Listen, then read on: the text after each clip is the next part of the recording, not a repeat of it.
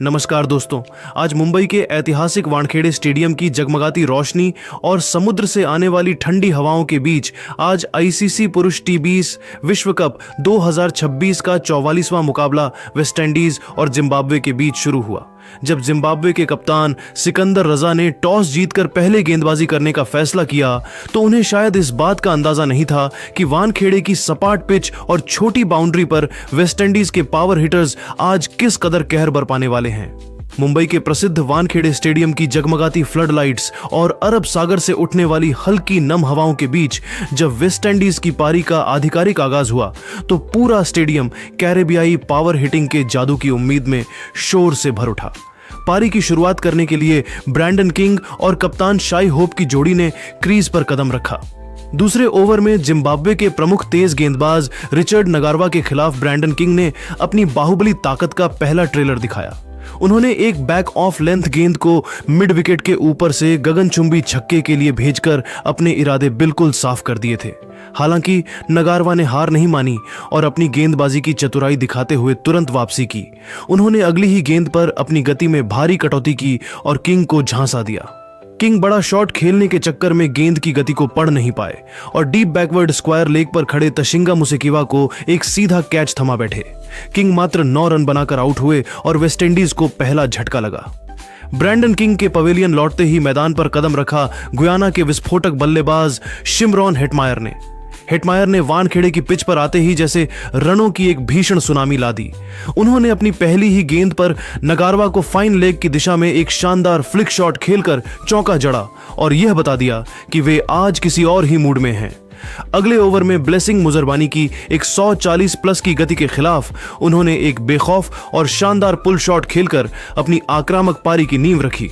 हालांकि तीसरे ओवर में जिम्बाब्वे के पास मैच पलटने का एक सुनहरा मौका आया था जब मुसेकिवा ने हेटमायर का एक बेहद आसान सा कैच टपका दिया।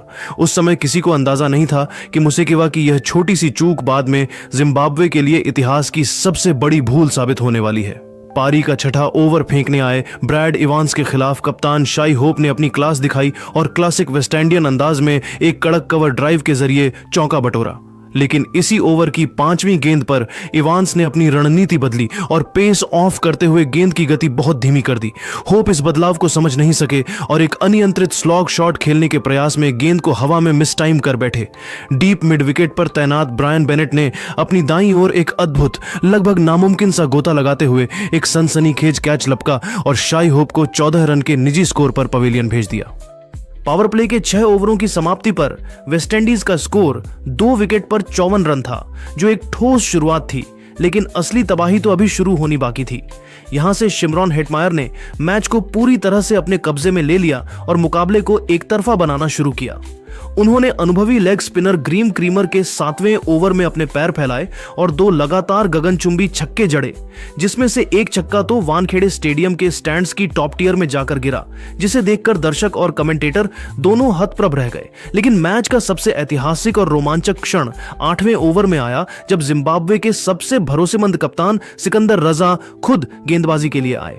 रजा ने हेटमायर की आक्रामकता को भांपते हुए उन्हें बांधने के लिए तेज और कैरम बॉल्स फेंकनी शुरू की, लेकिन हेटमायर आज किसी भी बाधा को स्वीकार करने के मूड में नहीं थे।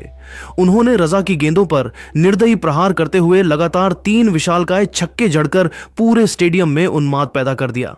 इस विध्वंसक बल्लेबाजी के साथ हेटमायर ने मात्र 28 गेंदों पर अपना अर्धशतक पूरा किया, जो टी20 विश्व कप के इतिहास में वेस्टइंडीज के लिए अब तक का सबसे तेज अर्धशतक बन गया। हेटमायर की भूख यहीं शांत नहीं हुई।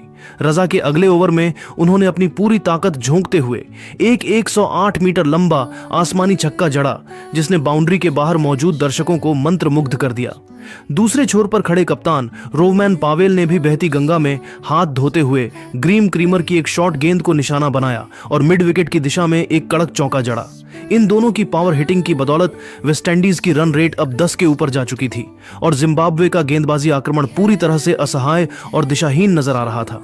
हेटमायर की इस पारी ने जिम्बाब्वे के गेंदबाजों के मनोबल को पूरी तरह से चकनाचूर कर दिया था और वानखेड़े का मैदान एक ऐतिहासिक स्कोर की ओर कदम बढ़ा चुका था। 10वें ओवर में जिम्बाब्वे ने रोवमैन पावेल के खिलाफ एलबीडब्ल्यू का रिव्यू लिया। लेकिन अल्ट्रा एज ने पुष्टि की कि बल्ले का किनारा लगा था, जिससे पावेल बच गए। 12वें ओवर की शुरुआत में हेटमायर को एक बार फिर जीवनदान मिला जब मुसेकिवा ने डीप मिड विकेट पर उनका दूसरा कैच टपका दिया। इस जीवनदान का जश्न पावेल ने इसी ओवर की आखिरी गेंद पर ब्रैड इवांस की एक हाफ वॉली को डीप बैकवर्ड स्क्वायर लेग की स्टैंड्स में छक्के के लिए भेजकर मनाया। 12 ओवरों के खेल की समाप्ति के बाद वेस्टइंडीज का स्कोर 2 विकेट के नुकसान पर 131 रन पहुंच चुका था।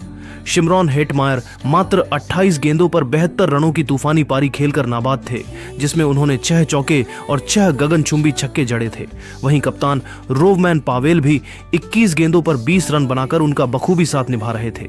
वेस्टइंडीज की रन रेट 10.92 की चौंकाने वाली दर से आगे बढ़ रही थी और जिम्बाब्वे के गेंदबाज पूरी तरह असहाय नजर आ रहे। मुंबई के वानखेड़े स्टेडियम में रनों का सैलाब थमने का नाम नहीं ले रहा था। 12 ओवरों की समाप्ति के बाद वेस्टइंडीज ने 131 रन बना लिए थे और क्रीज पर शिमरॉन हेटमायर और रोवमैन पावेल की जोड़ी जिम्बाब्वे के गेंदबाजों के लिए किसी काल से कम नहीं लग रही थी। 13वें ओवर में कप्तान सिकंदर रजा ने गेंद डियोन मायर्स को थमाई, लेकिन उनकी पहली ही गेंद दिशाहीन रही। हेटमायर ने एक छोटी और चौड़ी गेंद का फायदा उठाते हुए बल्ले का पूरा प्रहार किया और गेंद थर्ड मैन बाउंड्री के ऊपर से चौके के लिए निकल गई। इसी ओवर की तीसरी गेंद पर पावेल ने अपनी ताकत का प्रदर्शन किया। उन्होंने मायर्स की एक short of length leg cutter को बड़ी चतुराई से स्क्वायर लेग के गैप में पुल किया और फील्डर्स को छकाते हुए एक और चौका बटोरा। अंतिम गेंद पर तो पावेल ने स्टेडियम में मौजूद दर्शकों को मंत्रमुग्ध कर दिया। एक फुल डिलीवरी को उन्होंने अपनी बाहुबली ताकत से लॉन्ग ऑफ के ऊपर से आसमान छूते छक्के के लिए भेज दिया। इस छक्के की गूंज पूरे वानखेड़े में सुनाई दी। 14वां ओवर लेकर आए ब्रैड इवांस के खिलाफ पावेल का आक्रमण और भी भीषण हो गया। दूसरी गेंद पर इवांस ने धीमी फुल टॉस देने की गलती की, जिसे पावेल ने घुटने टेक कर लॉन्ग ऑफ के ऊपर से 88 मीटर के विशाल छक्के के लिए डिपॉजिट कर दिया। इस छक्के के साथ ही हेटमायर और पावेल के बीच शतकीय साझेदारी भी पूरी हो गई। अगली ही गेंद पर पावेल को भाग्य का साथ मिला। एक बाहरी किनारा लगा और गेंद स्लिप के ऊपर से निकलकर चौके के लिए चली गई।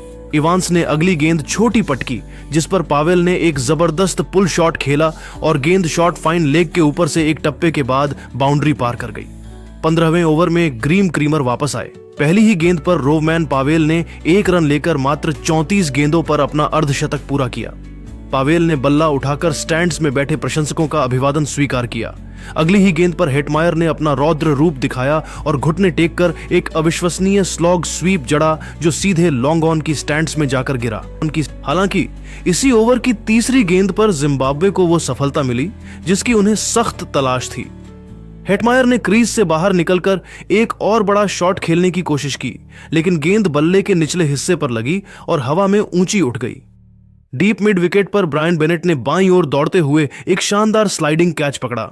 शिमरॉन हेटमायर 34 गेंदों पर 85 रनों की एक ऐतिहासिक पारी खेलकर आउट हुए, जिसमें 7 चौके और 7 छक्के शामिल थे।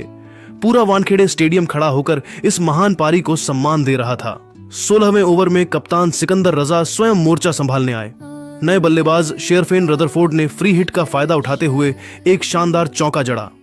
इसी ओवर की दूसरी गेंद पर पावेल ने रजा की कम ऊंचाई वाली गेंद को मिड विकेट के ऊपर से गगनचुंबी छक्के के लिए भेज दिया। लेकिन 17वें ओवर में ब्लेसिंग मुजरबानी की वापसी ने वेस्टइंडीज की गति पर थोड़ा ब्रेक लगाया।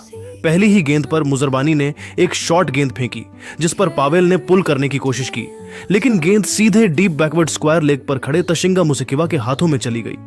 रोवमैन पावेल 59 रन बनाकर आउट हुए। पावेल के आउट होने के बाद भी रदरफोर्ड ने आक्रमण जारी रखा। उन्होंने मुजरबानी की 5वीं गेंद पर पॉइंट की दिशा में एक रॉकेट जैसा चौका जड़ा और अगली ही गेंद, जो कि शॉर्ट ऑफ लेंथ थी, उसे डीप बैकवर्ड स्क्वायर लेग के ऊपर से डिस्पैच करते हुए छक्के के लिए भेज दिया। 17 ओवरों के खेल की समाप्ति के बाद वेस्टइंडीज का स्कोर 4 विकेट के नुकसान पर 208 रन पहुंच चुका था। रदरफोर्ड मात्र 8 गेंदों पर 19 रन बनाकर नाबाद थे और उनके साथ रोमारियो शेफर्ड क्रीज पर मौजूद थे। वेस्टइंडीज की रन रेट अब 12.24 की अविश्वसनीय दर पर थी और ऐसा लग रहा था कि वे आज T20 विश्व कप का सबसे बड़ा स्कोर बनाने के इरादे से मैदान पर आए हैं। जिम्बाब्वे के गेंदबाज मुजरबानी और रजा अब केवल रनों के इस सैलाब को रोकने की नाकाम कोशिशें कर रहे थे। मुंबई के वानखेड़े स्टेडियम में रनों का जो तूफान शिमरॉन हेटमायर और रोवमैन पावेल ने शुरू किया था, उसे अंतिम 3 ओवरों में शेरफेन रदरफोर्ड और रोमारियो शेफर्ड ने एक भयानक सुनामी में बदल दिया। जब 17 ओवरों की समाप्ति पर वेस्टइंडीज का स्कोर 208 रन था, तब किसी ने नहीं सोचा था कि अगले 18 गेंदों में स्कोरबोर्ड पूरी तरह से बदल जाएगा। 18वें ओवर की कमान ब्रैड इवांस के हाथों में थी, लेकिन रोमारियो शेफर्ड आज किसी रहम के मूड में नहीं थे। ओवर की 5वीं गेंद इवांस ने एक धीमी लेंथ बॉल डाली, जिसे शेफर्ड ने पहले ही भांप लिया।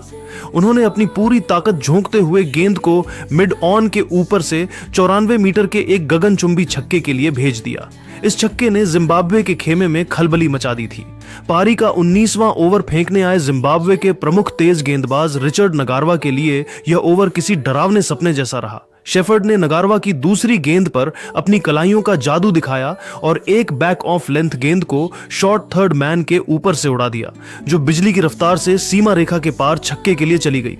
अगली ही गेंद पर शेफर्ड ने अपना रौद्र रूप दिखाते हुए ऑफ स्टंप के बाहर की फुल डिलीवरी को लॉन्ग वंप के ऊपर से एक टावरिंग 6 के लिए जड़ दिया। हालांकि नगारवा ने चौथी गेंद पर वापसी की। उन्होंने शेफर्ड को एक वैसी ही गेंद फिर से डाली, जिसे शेफर्ड ने दोबारा डाउनटाउन हिट करने की कोशिश की, लेकिन इस बार बल्ले का मुंह संपर्क के समय घूम गया और गेंद हवा में बहुत ऊंची उठ गई। लॉन्ग ऑफ पर खड़े रयान बर्ल ने बड़ी एकाग्रता के साथ इस ऊंचे कैच को लपका और रोमारियो शेफर्ड 10 गेंदों पर 21 रनों की आतिशी पारी खेलकर आउट हुए।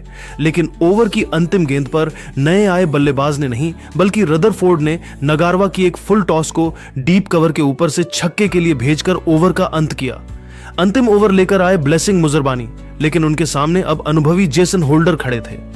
मुजरबानी ने पहली ही गेंद स्लॉट में डाली और होल्डर ने बिना किसी हिचकिचाहट के उसे गेंदबाज के सिर के ऊपर से 83 मीटर के एक दर्शनीय छक्के के लिए भेज दिया।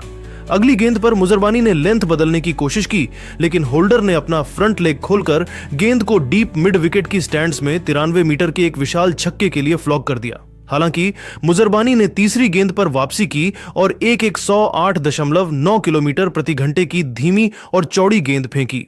होल्डर उसे समय से पहले ही खेल बैठे और लॉन गोमाफ पर तैनात टोनी मुनियोंगा ने आगे की ओर गोता लगाते हुए एक शानदार कैच लपका।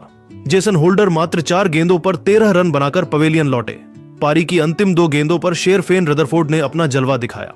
मुजरबानी ने रदरफोर्ड को उनके आर्क से दूर रखने की कोशिश में एक वाइड गेंद फेंकी, जिसके साथ ही वेस्टइंडीज का 250 रनों का ऐतिहासिक आंकड़ा पूरा हुआ। अंतिम गेंद पर मुजरबानी ने एक ऑफ कटर डालने का प्रयास किया, लेकिन रदरफोर्ड ने अपनी भुजाओं की शक्ति का उपयोग करते हुए गेंद को बैकवर्ड पॉइंट के ऊपर से स्लाइस किया और गेंद चौके के लिए सीमा रेखा के बाहर चली गई। निर्धारित 20 ओवरों के खेल की समाप्ति के बाद वेस्टइंडीज ने 6 विकेट के नुकसान पर 254 रनों का एक पहाड़ जैसा और ऐतिहासिक स्कोर खड़ा कर दिया। रदरफोर्ड मात्र 13 गेंदों पर 31 रनों की विध्वंसक पारी खेलकर नाबाद रहे, जिसमें उनका स्ट्राइक रेट 238.46 का रहा। वानखेड़े का यह मैदान आज वेस्टइंडीज की उस बेखौफ बल्लेबाजी का गवाह बना, जिसने टी20 विश्व कप के इतिहास में एक नया अध्याय लिख दिया था। जिम्बाब्वे के गेंदबाज मुजरबानी और नगारवा के आंकड़े पूरी तरह बिगड़ चुके थे और अब जिम्बाब्वे के सामने इस असंभव से दिखने वाले लक्ष्य का पीछा करने की एक हिमालय जैसी चुनौती थी। तो दोस्तों, आप